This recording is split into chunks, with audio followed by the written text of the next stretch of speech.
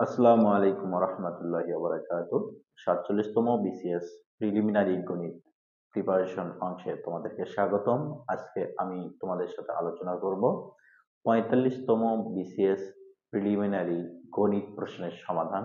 খুব সহজ এবং সুন্দরভাবে আমি তোমাদেরকে একদম ভিত্তি থেকে শেখানোর চেষ্টা করব, তাই তোমরা মনোযোগ সহকারে সম্পূর্ণ ক্লাসটি করো।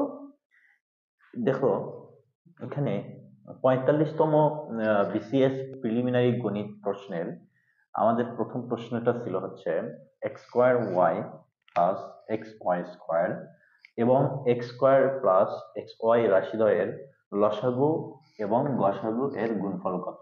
তাহলে আমরা এক নম্বর প্রশ্নের যদি সমাধান করি, সমাধান অংশে আমরা দেখি এখানে কি বলেছে, x x square y plus x y square এবং x square plus x y রাশিদ্বয়ের লসাগু।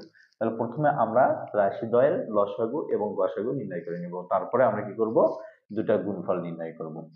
তো এখানে আমাদের প্রথম রাশিটা কি আছে, প্রথম রাশি আমাদের আছে হচ্ছে x square y plus x y square. আমি একটু জিরো থেকে শুরু করেছি, মানে একদম বেসিক থেকে শুরু করেছি, কারণ আমি এমন ভাবে ক্লাসটি শেষ করব যাতে করে তোমাদের প্রিলিমিনারি প্লাস লিখিত দুইটাই একসাথে ক্লিয়ার হয়ে যায়। তো তোমরা একটু খেয়াল করো, তো আমাদের প্রথম রাশিতে আছে হচ্ছে x square y plus x y square. এখানে আমরা এর মধ্যে এক্স আছে, আমরা এক্স কমন নিব, যেহেতু এখানেও এক্স আছে এখানেও এক্স আছে, এক্স আমরা কমন নিব, ঠিক আছে। তারপরে আমরা কি করব, এর ভিতরেও ওয়াই আছে এর ভিতরেও ওয়াই আছে, তাহলে ওয়াই আমরা কমন নিব, মানে এর মাঝ থেকে আমরা এক্স ওয়াই কমন নিব। এক্স ওয়াই যদি আমরা কমন নিই তাহলে এখানে থাকবে এক্স প্লাস, এখানে ওয়াই স্কোয়ার থেকে ওয়াই আমরা নিয়েছি তাহলে এখানে থাকে ওয়াই। এটা আমাদের প্রথম রাশির উৎপাদক বিশ্লেষণ চলে গেল। এবার আমরা কি করব, দ্বিতীয় রাশিকে উৎপাদক বিশ্লেষণ করব। তো দ্বিতীয় রাশিকে যদি আমরা উৎপাদক বিশ্লেষণ করি, দ্বিতীয় রাশিটা হচ্ছে x square plus x y. তাহলে এখান থেকে আমরা কি করতে পারি, এখানে এক্স আছে এক্স আছে, তাহলে আমরা এক্স কমন নিব। এক্স স্কোয়ার থেকে যদি আমরা এক্স কমন নেই তাহলে থাকবে হচ্ছে এক্স প্লাস, এই যে এক্স ওয়াই থেকে আমরা এক্স কমন নিয়েছি তাহলে থাকে ওয়াই, ঠিক আছে। তা আমাদের তাহলে প্রথম রাশি কি হলো, x y into x plus y, আর দ্বিতীয় রাশি কি হলো, x into x plus y. এখন আমাদেরকে কি বলছে, রাশিদ্বয়ের লসাগু ও গসাগু নির্ণয় করতে বলছে, ঠিক আছে। তো আমরা যদি রাশিদ্বয়ের লসাগু নির্ণয় করি, অর্থাৎ লসাগু লসাগু যদি আমরা হিসাব করি, তাহলে লসাগু মানে কি, আমাদেরকে কমন আনকমন সবকিছু নিতে হবে, ঠিক আছে। কমন আনকমন আমরা সবকিছু নিব, তাহলে এখানে এক্স আছে এখানে এক্স আছে, এক্স আমরা নিয়ে নিব। এখানে ওয়াই আছে কিন্তু এখানে ওয়াই নেই, আমাদের ওয়াইও নিতে হবে। এখানে এক্স প্লাস ওয়াই আছে এখানে এক্স প্লাস ওয়াই আছে, এক্স প্লাস ওয়াইও নিতে হবে। তাহলে এইভাবে আমরা কি করব, লসাগু নির্ণয় করব, ঠিক আছে। এখন আমাদেরকে কি করতে হবে, গসাগু নির্ণয় করতে হবে। তো আমরা গসাগু দেখি, গসাগু কি, গসাগু মানে গরিষ্ঠ সাধারণ গুণনীয়ক। গরিষ্ঠ সাধারণ গুণনীয়ক। তো এই গরিষ্ঠ সাধারণ গুণনীয়ক গুলো কি কি, তা গরিষ্ঠ সাধারণ গুণনীয়ক হচ্ছে আমাদের, মানে এটা দ্বারা বোঝাচ্ছে এই দুইটা রাশির মধ্যে কমপক্ষে যে রাশি, যে উৎপাদকটি একদম মিল আছে সেটা আমাদেরকে নিতে হবে। তো আমাদেরকে লক্ষ্য করতে হবে প্রথম রাশি এবং দ্বিতীয় রাশি এই দুইটার মধ্যে কোনটা বেশি মিল আছে, ঠিক আছে। কোনটা মিল আছে একদম দুইটাতেই থাকবে, সেটা হচ্ছে গসাগু।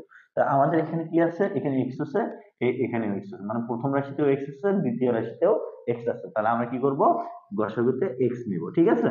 তারপর ওয়াই আছে প্রথম রাশি কিন্তু দ্বিতীয় রাশিতে ওয়াই নেই, তাহলে গসাগু হবে না, কারণ গসাগু হতে হলে দুইটাতেই থাকতে হবে, ঠিক আছে।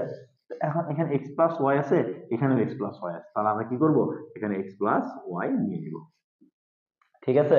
তাহলে এখন আমাদের কাজ কি, এখন আমাদের কাজ হচ্ছে লসাগু এবং গসাগু এর গুণফল নির্ণয় করা। অতএব লসাগু গুণন গসাগু, লসাগু গুণন গসাগু। তাহলে লসাগু গুণন গসাগু যদি আমরা করি, তাহলে লসাগু কত ছিল, লসাগু আমাদের ছিল হচ্ছে x y into x plus y, গুণন গসাগু আমাদের কত, গসাগু হচ্ছে x into x plus y, x into x plus y. আচ্ছা, এখন যদি আমরা কি করি, এই এক্স দিয়ে এক্স কে গুণন করি তাহলে x square y into x plus y, তাহলে x plus y whole square, এটাই অ্যান্সার, ঠিক আছে। তাহলে আমরা দেখবো এটা অপশন কয় নম্বর অপশনে আছে, তাহলে সেটাই হবে অ্যান্সার। আশা করি তোমরা প্রত্যেককেই বুঝতে পারছো। এখন আমি কি করব, 2 নম্বর প্রশ্নটি আলোচনা করব। 2 নম্বর প্রশ্ন খেয়াল করো, এখানে আছে যদি x is to y equal 2:3 এবং y is to z equal 5:7 হয়, তবে x:y:z সমান কত, এটা আমাদেরকে নির্ণয় করতে হবে।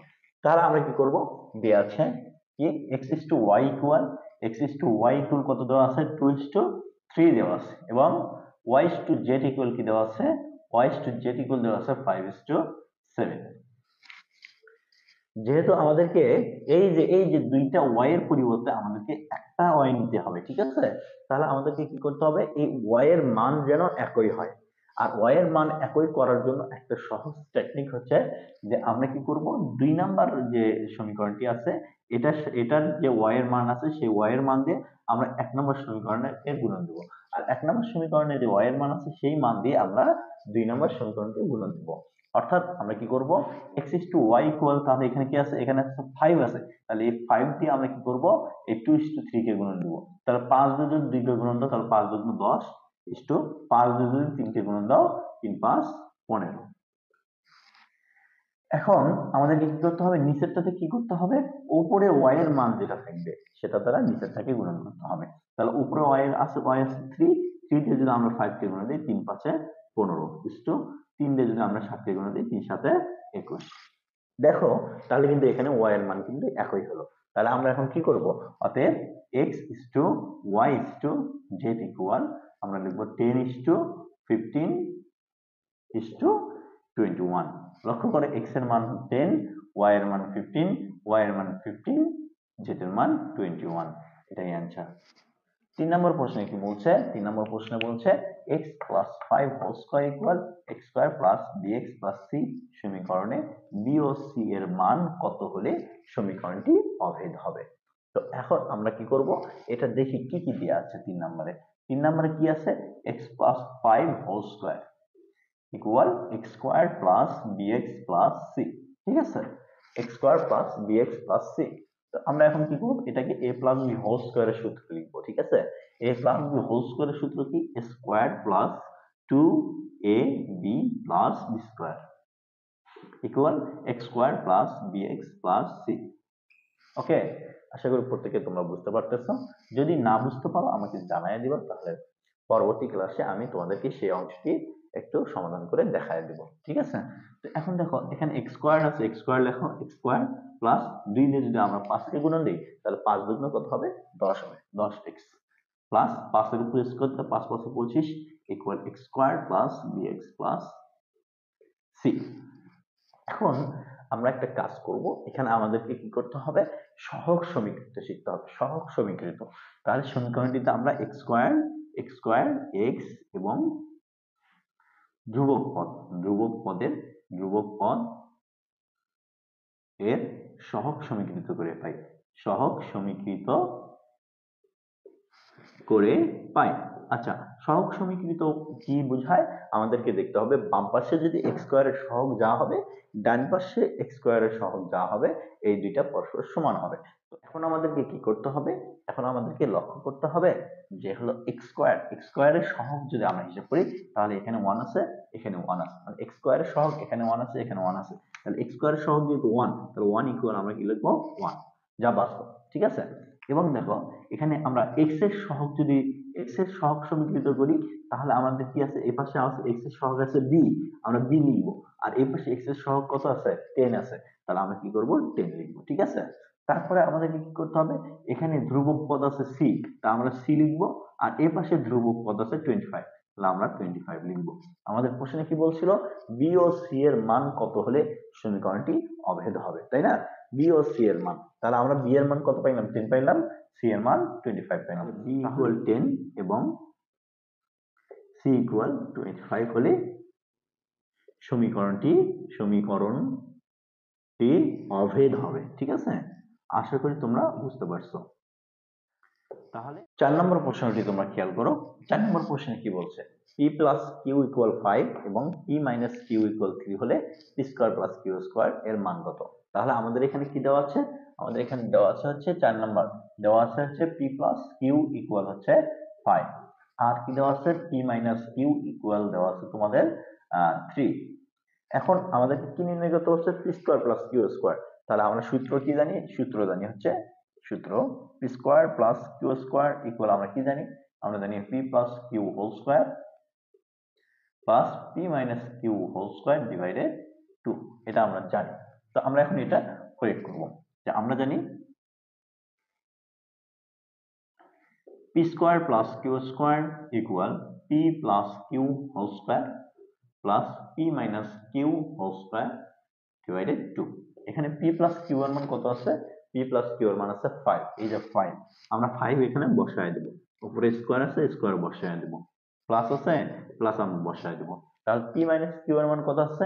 পি মাইনাস কিউ এর মান আছে হচ্ছে 3, আমরা 3 বসাবো, উপরে স্কোয়ার আছে স্কোয়ার দেব, ডিভাইডেড 2 আছে 2 বসাবো, 5 এর উপরে স্কোয়ার দিলে 5 5 এ 25, আর যদি আমরা 3 এর উপরে স্কোয়ার দিই 3 3 9 ডিভাইডেড 2, 25 আর 9 যদি আমরা যোগ করি তাহলে হয় 34 ডিভাইডেড 2, আর 34 কে যদি আমরা 2 দ্বারা ভাগ করি তাহলে হয় 17, তাহলে এটার অ্যান্সার হবে 7। এবার আমরা যদি লক্ষ্য করি 5 নম্বর প্রশ্নে, খেয়াল করি 5 নম্বর প্রশ্নে কি বলছে, log a divided b plus log b divided a equal log a plus b হয়, তবে নিচের কোনটি সঠিক?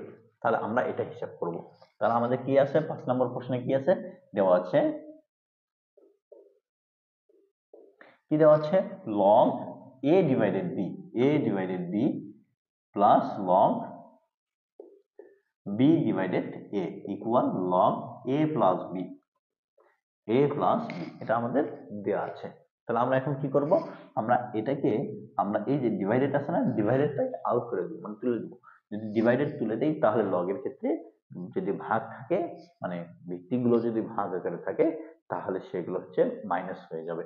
অর্থাৎ লগের সাথে যদি আমরা এ নেই, লগের সাথে এ নিলাম, এখন যদি আমরা লগের সাথে বি নেই তাহলে এখানে ভাগ থাকার কারণে এখানে মাইনাস হয়ে যাবে, আর যদি এখানে গুণ থাকতো তাহলে এখানে প্লাস হতো, ঠিক আছে। যেহেতু এখানে ভাগ আছে তাই লগ বিটা মাইনাস হয়ে যাবে। তাহলে আমরা কি করব, এখানে কি করব, লগ বি লিখবো, এই যে লগের সাথে বি লিখবো, লগ বি মাইনাস লগ এ, ঠিক আছে, যেহেতু এটাও ভাগ আকারে আছে। আর এটা কি করবো, আমরা এটা যা আছে তাই আমরা লিখবো, লগ এ প্লাস বি আমরা লিখলাম। তো এখন যদি তোমরা লক্ষ্য করো এখানে মাইনাস লগ এ আর এখানে প্লাস লগ এ কেটে যাবে, এন্ড মাইনাস লগ বি আর প্লাস লগ বি কেটে যাবে, তাহলে কি থাকছে, এ পাশে কিন্তু জিরো থাকছে, ঠিক আছে, আর ওই পাশে কি থাকছে, লগ এ প্লাস বি, এটা কিন্তু থাকতেছে, ঠিক আছে। তো আমাদেরকে কি করতে হবে, আমাদেরকে যেহেতু লগ উঠায় দিতে হবে, দেখো তো অপশনে কিন্তু আমাদের কোনো লগ নেই, ঠিক আছে, অপশনে কিন্তু আমাদের কোনো লগ নেই, যার কারণে আমাদেরকে কি করতে হবে, লগ তুলে দিতে হবে। তো আমরা লগ কিভাবে তুলে দিতে পারি, তা আমরা একটা কাজ করি, এটাকে বাম পাশে লিখি, log a plus b equal 0 লিখলাম। তো এখন আমাদের কাজ হচ্ছে log a plus b আমরা লিখলাম, লিখে log কতর মান 0 হয়, log কতর মান 0 হয়, আমরা জানি log 1 equal 0, log 1 equal 0, যেহেতু log 1 equal 0, ঠিক আছে। এখন এই লগ আর এই লগ তুলে দিবা, তাহলে কি হচ্ছে, অতএব a প্লাস বি ইকুয়াল 1 হচ্ছে। তাহলে কোন শর্তটি আমাদের মানলো, ক নম্বর রাইট অ্যান্সার, আমাদের ক নম্বর অ্যান্সারটি যে শর্ত আছে a প্লাস বি ইকুয়াল 1, এটা মানে, তাহলে এর উত্তর হবে ক নম্বরটি। এবার আমরা 6 নম্বর প্রশ্নটি লক্ষ্য করি, আর 6 নম্বর প্রশ্নটি লক্ষ্য করে দেখি 6 নম্বর প্রশ্নে কি নির্ণয় করতে বলছে। 6 নম্বর প্রশ্ন বলছে 2 পাওয়ার x plus 7 equal 4 to the power x plus 2 হলে x এর মান নির্ণয় করো। এটা কিন্তু তোমাদের সূচক অংশ থেকে আসছে, ঠিক আছে। তো এখন একটু লক্ষ্য করি 6 নম্বর প্রশ্ন, একটু লক্ষ্য করি 2 পাওয়ার x plus 7 equal 4 to the power x plus 2, এখান থেকে আমাদেরকে x এর মান নির্ণয় করতে হবে। তাহলে x এর মান যদি আমরা নির্ণয় করি, আমাদেরকে প্রথমে যে কাজটি করতে হবে সেটা হলো যে ভিত্তিগুলো আছে এই ভিত্তিগুলোকে তুলে দেওয়ার চিন্তা করতে হবে, ঠিক আছে। তার ভিত্তি তুলে দেওয়া যায় তখনই যখন বাম পাশের ভিত্তি আর ডান পাশের ভিত্তি মিলে যায়। যেহেতু এখানে বাম পাশে 2 আছে, ডান পাশের ভিত্তিটা যদি আমরা কোনোভাবে 2 বানাতে পারি তাহলে সেটা তুলে দিতে পারবো। তাহলে একটু খেয়াল করি, তা 2 পাওয়ার x প্লাস 7 আছে লিখলাম ইকুয়াল, এই 4 কে যদি আমি ভাঙায় নিই তাহলে কি হবে, 2 এর উপর স্কোয়ার, কারণ 2 এর উপর স্কোয়ার দিলে 4 হয়, কিন্তু এই 4 এর উপর আগে থেকেই ছিল x প্লাস 2, সেটা তুমি এখানে লিখে নিলাম, ঠিক আছে। আচ্ছা, এখন দেখো এই যে এই 2 আছে, এই 2 আছে, এটা তুমি তুলে দাও, ঠিক আছে। এটা যদি তুলে নাও তাহলে কি দেখাচ্ছে, এখানে বাম পাশে থাকছে x প্লাস 7 ইকুয়াল, আর ডান পাশে কি দেখাচ্ছে, 2 দিয়ে যদি তুমি x কে গুণ দাও তাহলে 2x প্লাস 2 দিয়ে যদি তুমি 2 কে গুণ দাও তাহলে 2 দুগুণ 4। এখন এটাকে বাম পাশে লিখি, তাহলে 2x প্লাস 4 ইকুয়াল, আর এটাকে ডান পাশে লিখি x প্লাস 7। এখন আমাদের কাজ কি এক্স গুলো বাম পাশে নিয়ে আসা, ঠিক আছে? তাহলে 2x আমরা ওই ডান পাশে যে এক্স আছে ওটাকে বাম পাশে নিয়ে আসবো। ডান পাশে এক্স কে যদি আমরা বাম পাশে নিয়ে আসি তাহলে মাইনাস হয়, ইকুয়াল 7 আছে 7 লিখবো। এই যে প্লাস 4 আছে এই প্লাস 4 কে আমরা কি করব ডান পাশে পার করে দেব। প্লাস 4 যদি ডান পাশে যায় তাহলে এখানে হবে মাইনাস 4। আশা করি তোমরা ক্লিয়ার। এখন 2x থেকে যদি তুমি x বাদ দাও তাহলে কি থাকে, x থাকে, ইকুয়াল 7 থেকে যদি তুমি 4 বাদ দাও তাহলে কি থাকে, 3 থাকে। তোমরা এইভাবে গাণিতিক সমস্যাগুলো ক্লিয়ার করে এই যে 47তম বিসিএস লিখিত প্রিপারেশন তোমরা নিতে পারবা, ঠিক আছে? তো এখন দেখি x এর মান তাহলে কত ছিল 3, সুতরাং x এর মান 3 হলে 2 পাওয়ার x plus 7 equal 4 to the power x plus 2 হবে। ওকে, দেখি আমরা 7 নম্বর প্রশ্নে কি বলছে। 6 নম্বর আমাদের ক্লিয়ার। 7 নম্বর প্রশ্ন বলছে হচ্ছে 1 divided root 3, 1 divided root 3 comma মাইনাস 1 কমা রুট 3 ধারাটির পঞ্চম পদ কত? আমাদেরকে ধারাটির পঞ্চম পদ নির্ণয় করতে হবে। আচ্ছা, ধারার পঞ্চম পদ নির্ণয় করার আগে আমাদেরকে জানতে হবে আসলে এই ধারাটি গুণোত্তর ধারা নাকি সমান্তর ধারা। তার আগে আমি বলে নিই, যদি গুণ আকারে বাড়ে অথবা ভাগ আকারে কমে, যদি প্রতিটা পদ গুণ আকারে বাড়ে অথবা কি ভাগ আকারে কমে তাহলে সেটা হবে গুণোত্তর ধারা। আর কি সমান্তর কখন হবে, যদি দেখো যে যোগ আকারে বাড়তেছে এবং বিয়োগ আকারে কমতেছে, যেমন প্রথম পদ 2, 2 এর সাথে 3 যোগ করলে 5, 5 এর সাথে 3 যোগ করলে 8, এইভাবে যদি বাড়ে তাহলে সেটাকে আমরা সমান্তর ধারা বলবো। কিন্তু এরকমটা যদি হয় 2 এর সাথে 3 গুণ করলে 6, 6 এর সাথে 3 গুণ করলে 18, এরকম যদি হয় তাহলে আমরা সেটাকে বলবো গুণোত্তর ধারা, ঠিক আছে? তাহলে 7 নম্বর প্রশ্নটি দেখি। প্রথম পদ, প্রথম পদকে a দ্বারা প্রকাশ করা হয়। প্রথম পদ a ইকুয়াল হচ্ছে 1 ডিভাইডেড রুট 3। এখন যেহেতু আমরা গুণোত্তর ধারা এটা বিবেচনা করছি, কারণ 1 ডিভাইডেড রুট 3 আছে কমা মাইনাস 1 আছে, ঠিক আছে? তাহলে এটার সাথে যদি রুট 3 আমরা গুণন করি, মাইনাস রুট 3 যদি গুণন করি তাহলে কিন্তু মাইনাস 1 আসে, আর মাইনাস 1 এর সাথে যদি মাইনাস রুট 3 গুণন করি তাহলে কিন্তু প্লাস রুট 3 হয়। এই জন্য এটাকে আমরা গুণোত্তর ধারা বিবেচনা করতেছি। তাহলে প্রথম পদ a ইকুয়াল 1 ডিভাইডেড রুট 3, আর দ্বিতীয় পদ বা সাধারণ অনুপাত যদি গুণোত্তর না হয় তাহলে আমরা কি নির্ণয় করব, সাধারণ অনুপাত নির্ণয় করব। তাহলে সাধারণ অনুপাত আর ইকুয়াল আমরা লিখতে পারি দ্বিতীয় পদ ভাগ হচ্ছে প্রথম পদ। দ্বিতীয় পদ কত আছে, -1 ভাগ প্রথম পদ কত আছে 1 ডিভাইডেড রুট 3। তো এখন আমরা -1টা রাখি দেই, এই যে ডিভাইডেড কে, এই যে ডিভাইডেড আছে না, এই ডিভাইডেড কে আমরা গুণন বানাবো। ডিভাইডেড কে গুণন বানালে ভগ্নাংশের মানে চেঞ্জ হয়ে যায়, লব হর হবে আর হর হবে লব। তাহলে রুট 3 যাবে উপরে আর 1 আসবে নিচে। তাহলে এটা যদি হিসাব করি -1 দিয়ে যদি রুট 3 কে গুণ দেই তাহলে -√3। এটা আমাদের হচ্ছে সাধারণ অনুপাত বের হলো। এখন আমাদেরকে কি নির্ণয় করতে বলছে, ধারাটির পঞ্চম পদ নির্ণয় করতে বলছে। আমরা জানি গুণোত্তর ধারার, অতএব গুণোত্তর ধারাটির পঞ্চম পদ, পঞ্চম পদ নির্ণয়ের ফর্মুলা হচ্ছে, যদি n তম পদ হয় তাহলে n তম পদ নির্ণয়ের ফর্মুলা হচ্ছে ar⁴n-1। আর এখানে আমাদেরকে কি করছে, পঞ্চম পদ নির্ণয় করতে বলছে। আমরা যদি পঞ্চম পদ নির্ণয় করতে চাই তাহলে আমাদের ফর্মুলাটা কি হবে, ar⁵ তাহলে এখানে হবে ar⁵ এর মান কত, এর মান আছে আমাদের হচ্ছে 1 ডিভাইডেড রুট 3, আমরা 1 ডিভাইডেড রুট 3 বসাইলাম, গুণন আর এর মান কত -√3 পাওয়ার 5 থেকে যদি আমরা 1 বাদ দিই তাহলে 4। 1 ডিভাইডেড রুট 3 গুণন, দেখো মাইনাসের উপর যদি পাওয়ার 4 দেই তাহলে প্লাস হয়ে যায়, আর এইদিকে রুট 3 এর উপর যদি 4 দেই তাহলে রুট 3 এর উপর 4 দিলে কি হয়, রুট 3 গুণন রুট 3 গুণন রুট 3 গুণন রুট 3। তোমরা সব সময় মনে রাখবা যে দুইটা রুট 3 গুণন করে একটা পূর্ণ 3, দুইটা রুট 3 গুণন করে একটা পূর্ণ 3, আর এই 3 আর 3 যদি আমি গুণন করি তাহলে 3 থেকে 9, মানে রুট 3 এর উপর যদি আমরা 4 দেই তাহলে হবে 9। তাহলে এখানে আমাদের অ্যান্সার আসবে 9। তাহলে এই 9 কে যদি আমরা ভাঙাই তাহলে 3 গুণন 3 ডিভাইডেড রুট 3। এখন এই যে 3 গুণন একটা 3 কে যদি আমরা ভাঙাই তাহলে দুটো রুট 3 ডিভাইডেড রুট 3, তাহলে এই রুট 3 কেটে যাবে, তাহলে থাকবে কি 3√3। তোমরা এখানে আরেকটা কাজ করতে পারো, সেটা হলে এই লাইনে তোমরা যে কাজটি করতে পারো সেটা 1 ডিভাইডেড রুট 3 লিখে গুণন দিবা, মাইনাসের উপর পাওয়ার 4 তাহলে মাইনাস প্লাস হয়ে যাবে যেহেতু জোর পাওয়ার, আর এখানে রুট 3 এর উপর যদি পাওয়ার 4 আছে তাহলে আমরা কি করব, রুট 3 4টা গুণ করে দেব। এখন এই √3 আর এই √3 কেটে যায়, ঠিক আছে? তাহলে এখানে থাকে তিনটা √3 থাকে।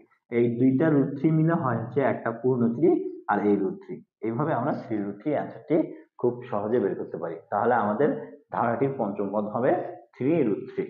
আশা করি তোমরা সবাই ক্লিয়ার। এখন তাহলে আমরা 8 নম্বর প্রশ্নটি লক্ষ্য করি। জাহিদ সাহেবের বেতন 10% কমানোর পর হ্রাসকৃত বেতন 10% বাড়ানো হলে তার কতটুকু ক্ষতি হলো? তার কতটুকু ক্ষতি হলো? এটা যদি আমরা অঙ্কটা করি তাহলে আমাদের লক্ষ্য করতে হবে এরকম অঙ্কে আমরা হিসাব করব কিভাবে? এখানে ক্ষতি কতটুকু হলো? ক্ষতি কতটুকু হলো সেটা যদি আমরা বের করতে চাই তাহলে আমাদের বেতন বৃদ্ধি করছে কত? বেতন বৃদ্ধি করছে 10, আমরা 10 নিব। আর বেতন হ্রাস করছে কত? -10, ঠিক আছে? বেতন বৃদ্ধি করছে 10 আর বেতন হ্রাস করছে -10 প্লাস আমাদের হচ্ছে তাহলে বৃদ্ধি আর হচ্ছে হ্রাস এই দুটো আমরা গুণ করে দিব। বৃদ্ধি গুণন হ্রাস ডিভাইডেড আমাদেরকে হিসাব করতে হবে কি ডিভাইডেড কতর মধ্যে থেকে এগুলো বৃদ্ধি করছে 100-র মধ্যে থেকে। আমরা একটা নিচে 100 দিয়ে দেবো, ঠিক আছে? এখন এটা যদি লক্ষ্য করি 10 10 কেটে যাবে তাহলে -10 10 100, তাহলে কি হচ্ছে -100 ডিভাইডেড 100, তাহলে কত আসে? -1 আসে। মানে আমাদের এখানে কি হচ্ছে -1 দ্বারা বোঝাচ্ছে এটা 1% ক্ষতি হয়েছে। তাহলে আমাদের ক্ষতির পরিমাণ কত? অতএব ক্ষতির পরিমাণ হচ্ছে 1%। 9 নম্বর প্রশ্নে কি বলছে? নিচের কোনটি সরলরেখার সমীকরণ? আগে আমাদেরকে জানতে হবে সরলরেখার সমীকরণ y ইকুয়াল হচ্ছে mx প্লাস c। এমটা কি? এমটা হচ্ছে ঢাল, y হচ্ছে কোটি আর x হচ্ছে ভুজ আর c হচ্ছে ছেদক, ঠিক আছে? এখানে আমাদেরকে লক্ষ্য করতে হবে এই ফর্মুলায় যে সমীকরণটি থাকবে সেটাই হবে হচ্ছে সরলরেখার সমীকরণ। এখন যদি আমরা ক নম্বর অপশনটা ধরি, ক নম্বর অপশনে কি আছে? x divided y equal y divided 2। আমরা যদি y দিয়ে y গুণন দিই তাহলে y স্কয়ার ইকুয়াল 2x।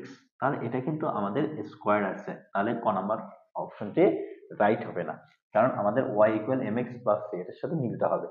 তারপর দেখি আমরা খ নম্বর সমীকরণে দেখি, খ নম্বরে বলছে x স্কয়ার আছে, কিন্তু আমাদের এখানে কিন্তু সরলরেখার সমীকরণে কিন্তু x স্কয়ার নাই, তাহলে খ নম্বরটাও হবে না। এবার গ নম্বরটা দেখি, গ নম্বর কি বলছে? গ নম্বরে বলছে যে x divided y equal 1 divided 2। এখন যদি আমরা y দিয়ে 1 কে গুণন দিই তাহলে y, x দিয়ে যদি 2 কে গুণন দিই তাহলে 2x প্লাস কিছুই নাই মানে 0 আছে। তাহলে এখানে কিন্তু আমাদের দেখো এই সমীকরণের সাথে কিন্তু এটা মিলে গেছে। এখানে m এর মান হচ্ছে 2 আর ধ্রুবক পদ c এর মান হচ্ছে 0। এবার যদি আমরা খেয়াল করি ঘ নাম্বারটা খেয়াল করি, তাহলে ঘ নাম্বারটা কি হয়? ঘ নাম্বারটা হয় হচ্ছে x ইকুয়াল 1 ডিভাইডেড y, অতএব xy ইকুয়াল হচ্ছে 1। তাহলে আমরা এখানে লক্ষ্য করতে পারলাম যে শুধু গ নম্বর অপশনই আমাদের হচ্ছে সরলরেখার সমীকরণের সাথে মিলে গেছে, অতএব রাইট অ্যান্সার হবে গ নম্বরটি। আশা করি তোমরা প্রত্যেকেই বুঝতে পারছো। 10 নম্বর প্রশ্নটি যদি আমরা লক্ষ্য করি, 10 নম্বর প্রশ্ন বলছে যদি 1 plus tan square theta equal 4 এবং থিটা যদি 90 ডিগ্রি থেকে ছোট হয় তবে থিটা এর মান কত? এটা আমাদেরকে নির্ণয় করতে হবে। তাহলে আমরা কি করব? 10 নম্বর প্রশ্নে লিখবো যে কি 1 plus tan square theta equal হচ্ছে 4। তা আমরা একটা কাজ করি, tan স্কয়ার থিটাটা রেখে দিই, তাহলে +1 ওই পাশে পার করে দিব, 4 - 1 তাহলে +1। তাহলে আমরা এখানে লক্ষ্য করি 4 থেকে যদি 1 বাদ দিই তাহলে 3 হয়। এখন আমরা কি করব? এই যে tan রেখে দিব, রেখে দিয়ে স্কয়ারটা ওই পাশে পার করে দিব √3। এখানে প্লাস মানে ছোট, যেহেতু এখানে বলছি কি থিটার মান 90 ডিগ্রি থেকে ছোট, আর 90 ডিগ্রি থেকে ছোট মানে কি সূক্ষ্মকোণ, সূক্ষ্মকোণের যেটা কখনো ঋণাত্মক মান হয় না, এই জন্য আমরা মাইনাসটা নিলাম না, ঠিক আছে?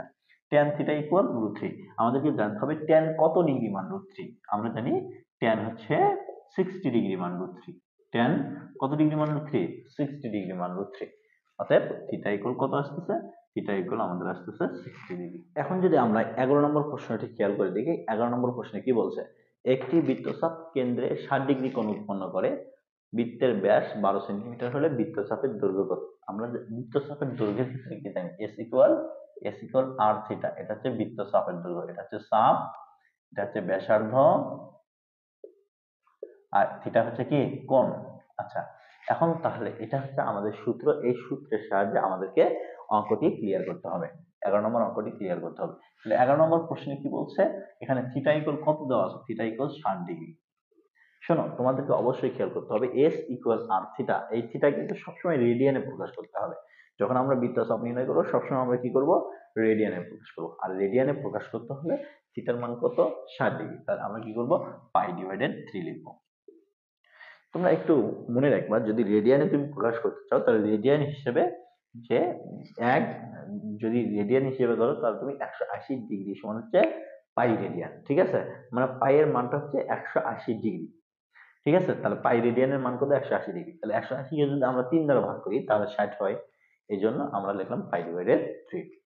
এখন আমাদেরকে বলছে যে হচ্ছে ব্যাস হচ্ছে 12 সেন্টিমিটার, ব্যাস ডি ইকুয়াল কত, 12 সেন্টিমিটার। ব্যাসকে ডি দ্বারা প্রকাশ করা হয়, কিন্তু আমাদের সূত্রে কি আছে, আমাদের সূত্রে আছে আর আছে, আমাদের সূত্রে কিন্তু ডি নেই। তাহলে আমাদেরকে কি করতে হবে, ব্যাসার্ধ, তাহলে এটা হচ্ছে ব্যাস। এখন যদি আমরা ব্যাসার্ধ নির্ণয় করি, ব্যাসার্ধ মানে কি, ব্যাসার্ধ হচ্ছে ব্যাসের অর্ধেক, মানে কি d/2। ডির মান হচ্ছে 12/2 সেন্টিমিটার। 12কে যদি আমরা 2 দ্বারা ভাগ করি তাহলে হয় 6 সেন্টিমিটার। আশা করি তোমরা ক্লিয়ার হতে পারতেছ। যদি সমস্যা হয় তো অবশ্যই আমাকে জানাবা। 6 সেন্টিমিটার। তাহলে এখানে আমাদের এখন সূত্রটা প্রয়োগ করতে পারি, অর্থাৎ বৃত্তচাপের দৈর্ঘ্য, বৃত্তচাপের দৈর্ঘ্য। তাহলে বৃত্তচাপের দৈর্ঘ্য S equal r theta. S এর মান কত, কি r এর মান হচ্ছে 6 গুণন থিটার মান হচ্ছে π/3। 3 পাই 6 এর মধ্যে যায় হচ্ছে 2 পাই, তাহলে আমাদের বৃত্তচাপের দৈর্ঘ্য হচ্ছে 2 পাই সেন্টিমিটার, ঠিক আছে। তাহলে আমাদের বৃত্তচাপের দৈর্ঘ্য কত, 2 পাই সেন্টিমিটার। এখন যদি আমরা 12 নম্বর প্রশ্নটা ক্লিয়ার করি, 12 নম্বর প্রশ্নে কি বলছে, একটি ত্রিভুজের বাহুগুলোর অনুপাত 1:2√2:3 হলে এর বৃহত্তম কোণটির মান কত। প্রথমে আমরা প্রত্যেকটি অনুপাতকে বর্গ করে দেখব। বর্গ করে যদি দেখি যে যেকোনো দুইটা অনুপাতের যোগফল অপরটির অনুপাতের সমান হয় তাহলে আমরা সেটাকে সমকোণী ত্রিভুজ বলবো। আমরা প্রথমে দেখি এটাকে আগে বর্গ করে দেখি। তাহলে আমাদের অনুপাত কি দেওয়া আছে, 12 নম্বর অনুপাত দেওয়া আছে 1:2√2:3। তাহলে কি 1 এর উপরে স্কয়ার দাও, তাহলে 2√2 তার উপরে স্কয়ার দাও, আবার 3 এর উপরে স্কয়ার দাও। 1 এর উপরে স্কয়ার দিলে 1:2 এর উপরে স্কয়ার দিলে 4, আর √2 এর উপরে স্কয়ার দিলে 2, মানে 4 গুণন 2:3 এর উপরে স্কয়ার দিলে 9। তাহলে কি হচ্ছে, এখানে দেখো 1:4×8:9। এখানে আমাদের সবচাইতে বড় যেটা সেটা হচ্ছে 9, আর সবচাইতে ছোট যে দুইটা সেটা হচ্ছে 1 আর 8। এই 1 যোগ 8 যদি আমরা হিসাব করি তাহলে 9 হয়, অতএব 9 ইকুয়াল 9 আসতেছে, ঠিক আছে।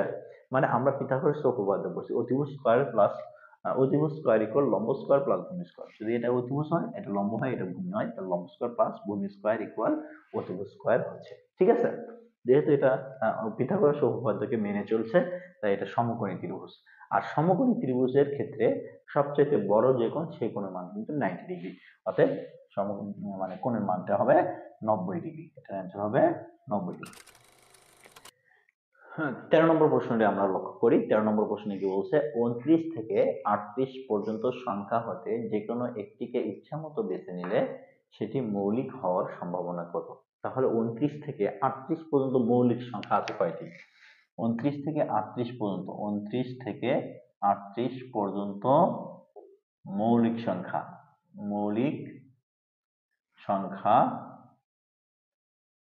হলো কি কি, একটা হচ্ছে 29, তারপর কি 31, আরেকটা কি 37। তাহলে টোটাল কয়টি, 3টি, অর্থাৎ 3টি, ঠিক আছে। 29, 31, 37, তাহলে এখানে টোটাল সংখ্যা আছে হচ্ছে 3টি। এখন আমাদেরকে বলছে যে কোনো একটিকে বেছে নিলে সেটি মৌলিক হওয়ার সম্ভাবনা কত। তাহলে মৌলিক হওয়ার সম্ভাবনা যদি আমরা নির্ণয় করতে চাই তাহলে আমাদের মোট কয়টি সংখ্যা আছে সেটা আগে জানতে হবে। মৌলিক সংখ্যা পাইলাম 3টি, কিন্তু 29 থেকে 38 পর্যন্ত টোটাল সংখ্যা আছে কয়টি। তাহলে 29 থেকে 38 পর্যন্ত সংখ্যা আছে কয়টি, 10টি, ঠিক আছে। সংখ্যা আছে 10টি। খেয়াল করো 29, 29, 29, 30, 31, 32, 33, 34, 35, 36, 37, 38, এই যে 10টি। আচ্ছা, অর্থাৎ সম্ভাবনাটা যদি আমরা নির্ণয় করি, সম্ভাবনা তাহলে কি, সম্ভাবনা হচ্ছে আমরা যদি নির্ণয় করি তাহলে আমাদের কতটির মধ্যে আমরা এই যে সম্ভাবনাটা নির্ণয় করেছি। টোটাল সংখ্যা হচ্ছে 10, আর আমাদের ফলাফল কয়টি পাওয়া যাচ্ছে, 3টি। তাহলে এই হচ্ছে 10 ভাগের 3 ভাগ সম্ভাবনা। 14 নম্বর প্রশ্নটি আমরা লক্ষ্য করি। 14 নম্বর প্রশ্নে কি বলছে? 0, 1, 2, 3, 4 অঙ্কগুলো দ্বারা কতগুলো 5 অঙ্কের অর্থপূর্ণ সংখ্যা গঠন করা যাবে? মানে 5 অঙ্কের অর্থপূর্ণ।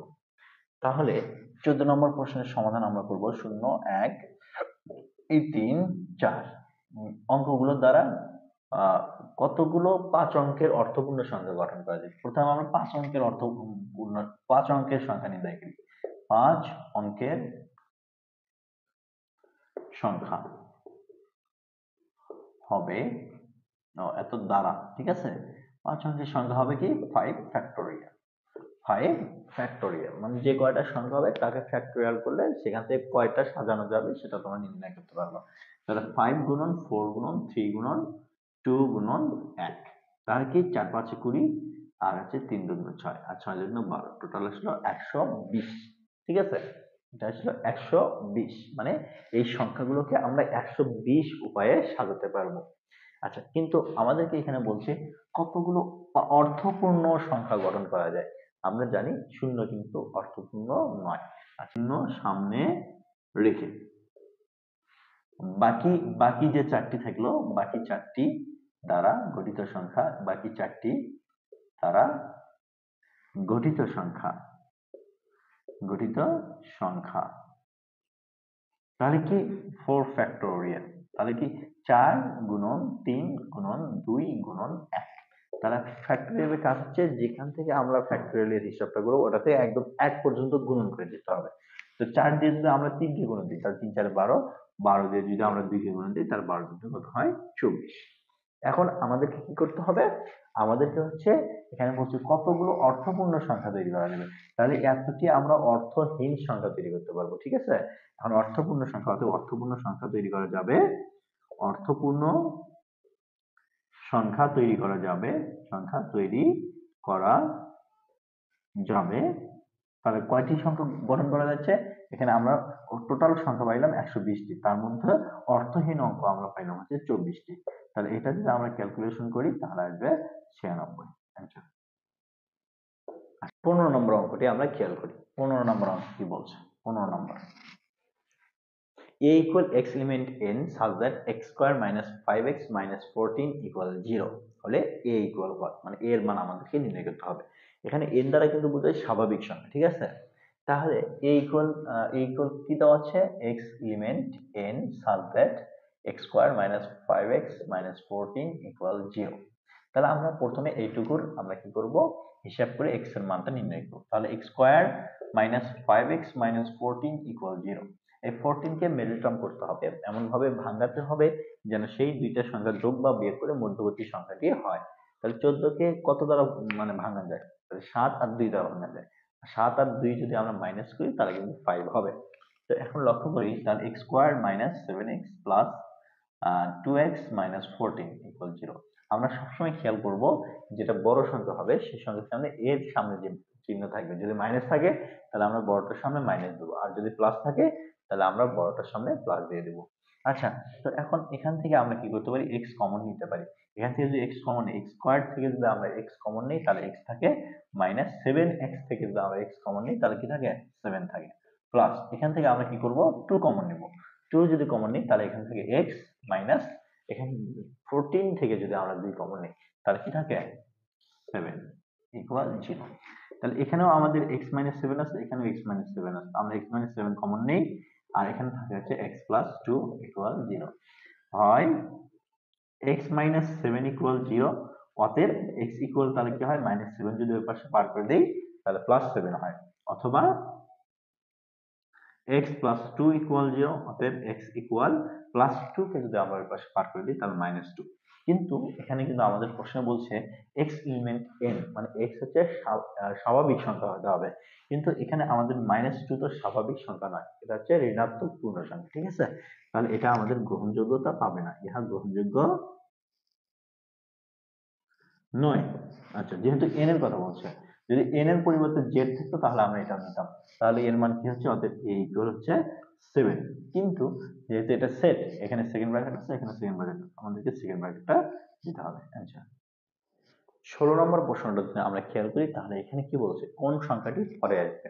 দেখো 8, এই 8 কে যদি তোমরা 2 দিয়ে ভাগ করো তাহলে 8 যদি আমরা 2 দিয়ে ভাগ করি, তাহলে 8 যদি 2 দিয়ে ভাগ করি তাহলে কত হয় 4, দ্বিতীয় সংখ্যা আসছে। তারপর 4 যদি আমরা 2 দ্বারা ভাগ করি তাহলে 2 আসে, মানে আমার পরবর্তী সংখ্যাটি আছে। 2 কে যদি আমরা 2 দ্বারা ভাগ করি তাহলে 1 আসে, তাহলে আমরা পরবর্তী সংখ্যাটি পাইলাম। 1 কে যদি আমরা কি করি, এই সংখ্যাকে যদি আমরা 2 দ্বারা ভাগ করি তাহলে হাফ আসে, ঠিক আছে, পরবর্তী সংখ্যা আমরা পাইছি। এই হাফ কে যদি আমরা 2 দিয়ে ভাগ করি তাহলে কি আসে 1/4 আসে, আমরা পরবর্তী সংখ্যা পাইছি। এখন এর পরবর্তী সংখ্যা যদি আমরা নির্ণয় করতে চাই তাহলে আমরা কি করব, 1/4 কে আমরা কি করব 2 দ্বারা গুণ করব, তাহলে 1/8। তাহলে পরবর্তী সংখ্যাটি কি হবে, পরবর্তী সংখ্যা হবে, অঙ্কটি লক্ষ্য করলে আমরা দেখতে পাই কাগজের প্রতি পাতা বিক্রয় হয় 21 পয়সায়, 4 পাতা কত পয়সায় বিক্রি হবে। তাহলে 17 নম্বর অঙ্কটি খেয়াল করি, প্রতি পাতা, একটি পাতা বিক্রি হয়, একটি পাতা বিক্রি হয় 21 পয়সায়, 21 পয়সায়, অতএব 4টি পাতা বিক্রয় হয় 21 গুণন 4 পয়সায়, 4 × 4 4 × 8, তাহলে উত্তর হবে 84 পয়সায়। 18 নম্বর প্রশ্নটি লক্ষ্য করো, 18 নম্বর বলছে যখন প্রতি ফুট দড়ি 10 টাকায় বিক্রয় হয় তখন 60 টাকায় তুমি কত ফুট দড়ি ক্রয় করতে পারবে। তাহলে 10 টাকায় বিক্রি হয়, 10 টাকায় বিক্রি হয় 1 ফুট, ঠিক আছে, 1 ফুট দড়ি। আচ্ছা, তাহলে 1 টাকায় কত, 1 টাকায় কত, 1 টাকায় কত, 1 টাকায় তাহলে 1/10, অতএব আমাদেরকে কি করছে 60 টাকায় নির্ণয় করতে বলছে, তাই না, তাহলে 60/10, তাহলে 0 0 কেটে দেই, তাহলে 6, সুতরাং 6 ফুট দড়ি তুমি ক্রয় করতে পারবে, তাহলে অ্যান্সার হবে 6, ঠিক আছে। 19 নম্বর প্রশ্নে বলছে নিম্নলিখিত সংখ্যা শ্রেণীর সর্বশেষ সংখ্যার পরের সংখ্যা কত। তাহলে এখানে প্রথম সংখ্যাটি হচ্ছে 1, তাহলে প্রথম সংখ্যা কত 1, তা 1 যদি আমরা 1 এর সাথে এই 1 এর সাথে যদি 1 যোগ করি তাহলে আমাদের দ্বিতীয় সংখ্যাটি পাওয়া যায় 2। এখন দেখো এই 2 এর সাথে যদি আমরা কি করি, এই সংখ্যাটি যোগ করি, মানে 2 যোগ করি, তাহলে দেখো 2 এর সঙ্গে যদি আমরা 2 যোগ করি তাহলে আমাদের সংখ্যাটি দাঁড়ায় হচ্ছে 4। এবার দেখো এই 4 এর সাথে যদি আমরা, দেখো এখানে 1 যোগ করছো, তারপর 2 যোগ করছো, এবার যদি আমরা 3 যোগ করি তাহলে সংখ্যাটি দাঁড়ায় হচ্ছে 7, এই সংখ্যাটি আমরা পাইছি। এখন তাহলে আমরা 7 এখানে লিখলাম, 7 এর সাথে 3 এর পরবর্তী সংখ্যা, 3 এর পরবর্তী সংখ্যা কত 4, 4 যদি আমরা যোগ করি তাহলে হয় 11, আমরা এই পর্যন্ত আসছি। এবার দেখো 11 আমরা লিখলাম, 11 এর সাথে তাহলে 4 এর যে পরবর্তী সংখ্যাটি আছে এই পরবর্তী সংখ্যাটি যোগ করতে হবে, তাহলে 4 এর পরবর্তী সংখ্যা হচ্ছে 5, এই 5 যদি আমরা যোগ করি তাহলে 11 আর 5 যোগ করে হয় 16। আশা করি আমরা ক্লিয়ার হতে পারছি, তাহলে পরবর্তী সংখ্যা কি হবে, এখানে হবে 16 হবে। 20 নম্বর প্রশ্নটি দেখো, বলছে চ গুণন জি ইকুয়াল 42 হয়, তবে জে গুণন ট ইকুয়াল হোয়াট। তাহলে চ হচ্ছে আমাদের হচ্ছে বাংলা বর্ণমালায় চ, দেখবা ক, খ, গ, ঘ, ঙ, চ, তাহলে চ হচ্ছে 6 নম্বর বর্ণ, ঠিক আছে, বাংলা বর্ণমালায় চ হচ্ছে 6 নম্বর বর্ণ, তাহলে 6, আর G A B C D E F G, G হচ্ছে 7 নম্বর বর্ণ, তাহলে 6 7 কত হয় 42। আচ্ছা, তাহলে এটা বর্ণমালার যে স্থান, এই স্থান নিয়ম মান দ্বারা এটাকে গুণ করছে। তাহলে এবার যদি জে আর ট গুণ করি আমরা, তাহলে জে আর ট, তাহলে আমাদের কি করতে হবে, জে ইংরেজি বর্ণমালায় জে হচ্ছে তোমার 10 নম্বর সিরিয়ালে আছে, 10 নম্বরে আছে জে, আর হচ্ছে ট আছে কত নম্বরে, ট আছে 11 নম্বর, তোমরা গুণবা, একটু গুণে দেখবা, তাহলে 11 তে যদি আমরা 10 কে গুণ দিই তাহলে হয় 110। আশা করি তোমরা বুঝতে পারছো, যারা এই পর্যন্ত ক্লাস করছো তাদেরকে অসংখ্য ধন্যবাদ। অবশ্যই তোমরা কিন্তু ক্লাস ছাড়ার আগে আমার চ্যানেলটিতে অবশ্যই সাবস্ক্রাইব করবা। ধন্যবাদ সবাইকে। আসসালামু আলাইকুম।